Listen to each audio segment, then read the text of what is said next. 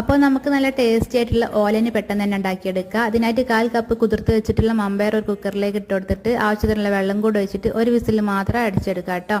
ഇതിലേക്ക് ഇളവനെന്നും കുമ്പളെന്നൊക്കെ പറയുന്ന ഇത് ചെറിയ പീസാക്കിയിട്ട് എടുക്കുക. ഈ ഒരു സൈസിൽ പീസാക്കിയിട്ട് എടുക്കുക. എന്നിട്ട് ഒരു വിസിൽ അടിച്ചതിന് ശേഷം ഇതിലേക്ക് നമ്മൾ ഈ ഒരു കുമ്പളം കൂടെ ചേർത്തിട്ട് ഒരു വിസിലും കൂടെ അടിച്ചെടുക്കുക. ഈ ഒരു സമയത്ത് ഉപ്പൊന്നും ചേർക്കരുത്, ഇങ്ങനെ വേവിച്ചിട്ടെടുക്കുക. ഒരു വിസിൽ അടിഞ്ഞതിന് ശേഷം എയറൊക്കെ പോയതിന് ശേഷം ഇതിലേക്ക് പച്ചമുളകും കരിവേപ്പിൻ്റെ ഇലയും ഉപ്പും കൂടെ ചേർത്തിട്ടൊന്ന് മിക്സ് ആക്കിയിട്ട് എടുക്കുക. എന്നിട്ട് ഇതിലുള്ള വെള്ളമൊക്കെ ഒന്ന് വറ്റിച്ചിട്ട് എടുക്കണം. അങ്ങനെ വെള്ളം വറ്റിയതിന് ശേഷം നമ്മൾ ഇതിലേക്ക് 1/2 കപ്പ് തേങ്ങാപ്പാലാണ് ഒഴിച്ചു കൊടുക്കുന്നത്. അപ്പോൾ ആദ്യം 1/4 കപ്പ് ഒഴിച്ചു കൊടുത്തിട്ടൊന്ന് പാകം നോക്കിയിട്ട് ഒന്നും കൂടെ 1/4 കപ്പ് ഒഴിച്ചു കൊടുത്തിട്ടുണ്ട്. ഇനി തേങ്ങാപ്പാൽ ഒഴിച്ചതിന് ശേഷം തിളപ്പിക്കാനായിട്ട് വെക്കരുത്, ഒന്ന് ചൂടായാൽ ഫ്ലെയിം ഓഫ് ചെയ്യുക. അതിന് ശേഷം കറിവേപ്പിലയും വെളിച്ചെണ്ണയും കൂടി ഒഴിച്ചിട്ട് ഒന്ന് അടച്ചു വെക്കുക. ചൂടൊക്കെ പോയതിന് ശേഷം തുറന്നു നോക്കുമ്പോൾ നല്ല സെറ്റായിട്ട് നമ്മൾ ഓലൻ ഇവിടെ വന്നിട്ടുണ്ട് കേട്ടോ.